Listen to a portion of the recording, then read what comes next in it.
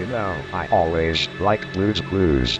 It was a show about a lonely man who lived in his apartment and seemed to have issues solving very simple dilemmas. He was guided by his dog, Blue, a blue dog. It's a great show with a lot of mentally stimulating material, but what a lot of people don't know is that various elements of the original plotline were stripped out in favor of more family-friendly entertainment. The pilot episode, created by Todd Kessler and Rever David Venial, was an interesting take on the original idea, though maybe slightly more adult in tone. Steve, for example, is slightly blind. This is why he had his dog Blue, a seeing-eye dog, was meant to help him find things. The clues were intended to be the dog trying to assist Steve in things like finding groceries and going to the bathroom. The episode starts slightly differently. Instead of the yellow book saying, Blue's Clues opening, instead a book titled, Disability Aid for Impaired Humans, is shown. A picture of a skeleton man in a top hat with a cane is on the cover. Indeed, the show looks a little different. The show used computer-generated stills to render its backdrops, but these stills were grainier and of lower quality. The art looked fairly unkempt and dirty, for example. Another issue I noticed, which became more and more glaringly obvious as time progressed, was that Steve had two dark circles under his eyes. Indeed, Steve looked a little sick. Little did I know how sick Steve was. Steve was sick. Anyway, Steve was played by the same actor, but he was much slower. He had a speech impediment which made his words slightly slurry. Come on in. He huffed like Droopy Dog. Blue the dog also looked different. The skin was textured more like a real dog. While still blue, there were noticeably fur-like hairs on the character model and the eyes sparkled like a real puppy dog's.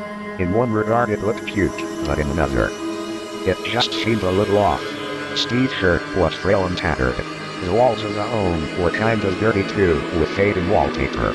Steve's usual sofa chair was dirtier. Some sort of stain was on it, it was hard to make out. Steve went to get the mail. He sang his usual song, but instead of lyrics, it was just the word mail over and over. M-A-I-L-M-A-I, M-A-I-L-M-A-I-L-M-A-I-L-M-A-I-L-M-A-I-L-M-A-I-L-M-A-I-L-M-A-I-L. He stammered. He shuddered a little and almost fell over. M-A-I-L-L-L-L.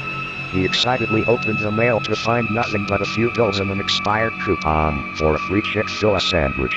I don't know what I was expecting, Steve said with a scowl. I don't have any friends. There was a long pause. Except for you, kids. He pointed at the camera and smiled at the camera as it zoomed into his face, revealing a disheveled amount of beard stubble. I need something fun to do today, Steve exclaims. Blue is seen in the corner, tugging away at the corner of a rug. As Steve continues to talk, the rug is slowly pulled away more and more, revealing a trapdoor.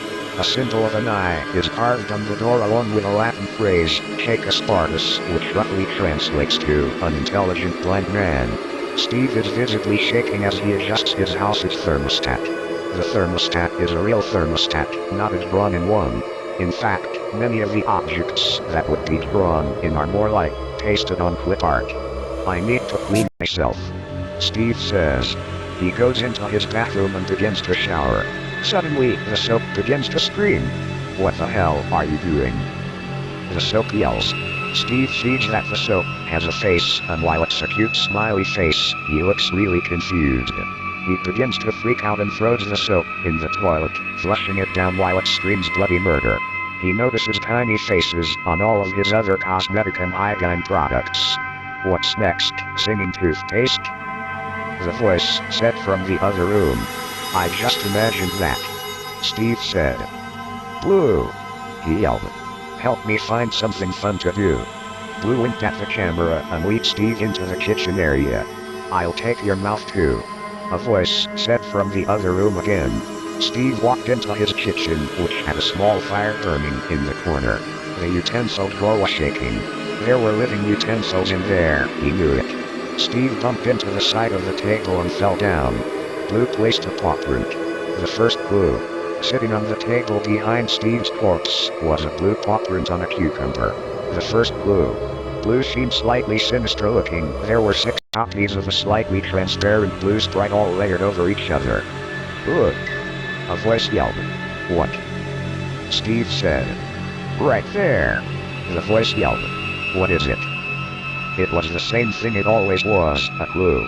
And the clue was clearly visible, so I couldn't Steve see it. A strange figure in a cloak slid across the room without moving its legs. It may have been a prop on wheels, but whatever it was, it took several random items such as chairs and bowls as it made its rounds across the room. What is it? Steve said. The flames continued to hit the background. It's a clue. A grizzled older man's voice yelled. How the hell can you not see that? It's right fucking there. Steve squinted and picked up the cucumber. He opened up his notepad and tried to draw it, but he was shaking too much and ended up drawing something weird. I couldn't really tell what it was.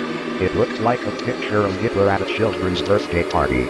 Steve was then led to the second clue, which again had the man yelling angrily. You can hear me, I know you can.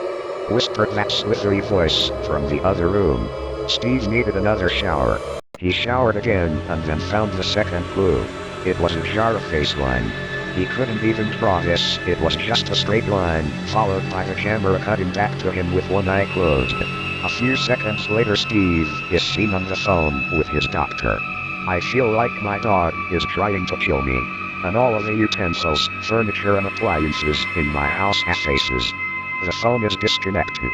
Steve is shown walking over his door to lock it with great paranoia. He drags a huge deadbolt across the door and turns around to adjust a crooked picture of the room he's in on the wall. Look! The voice yelled. The third clue was on Steve's right butt cheek.